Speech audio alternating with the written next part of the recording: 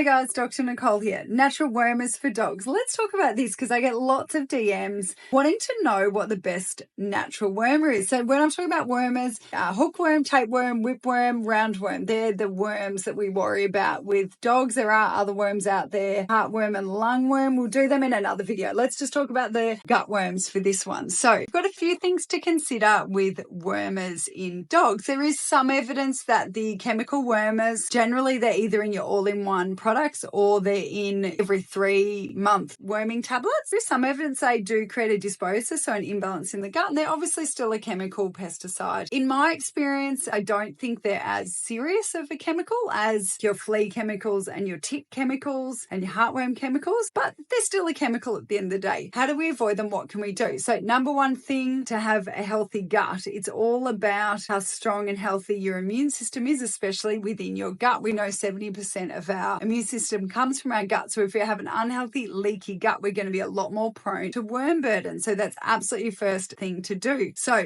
fresh feeding dogs, you knew it would come to that. If you feed your dogs fresh food, they will be more resilient against a worm burden. And yes, it is proven in science. There was a 2022 study saying raw-fed dogs had lower parasite burden than commercially fed dogs. So that's pretty cool. What else can we do other than that? So pumpkin seeds, interestingly, have a compound called cucurbitacin. Well, that's how I pronounce it anyway. So it has some evidence against your tapeworm and roundworm, I think, more than the other worms. But that's a really common one that people use. And I think, look, why not include it in your dog's food? Ground pumpkin seeds, so some people will do that, or you can actually get pumpkin seed oil these days. So that'd be something I definitely include. I'm not going to hang my hat on it at being 100%, but I would include it as part of my regime. Another thing that I would include that has some evidence again is our friend garlic. Again, not in the target species necessarily, cats and dogs, probably other species is a garlic as a wormer, but no harm in using it. It has beautiful health benefits and it's not toxic. We're looking at 1 clove per 15 to 20 kilos of body weight, and you want to feed it raw and you want to leave it out for like 15 to 20 minutes. So the allicin, which is the active compound that does all the beneficial effects, is actually going to work.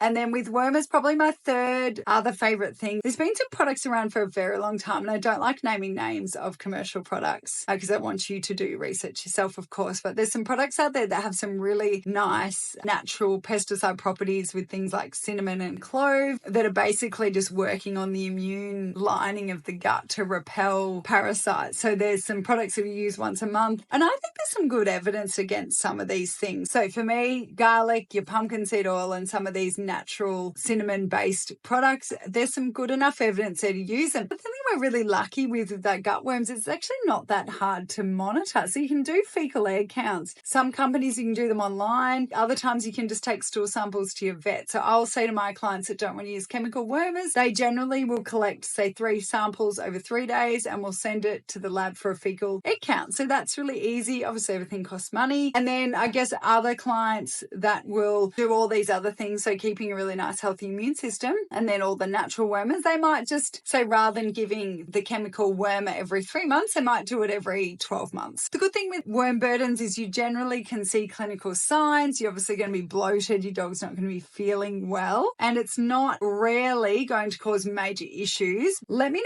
what you use for a natural wormer, if you do it, or if you just use the normal chemical products, and let me know your thoughts and if I missed anything.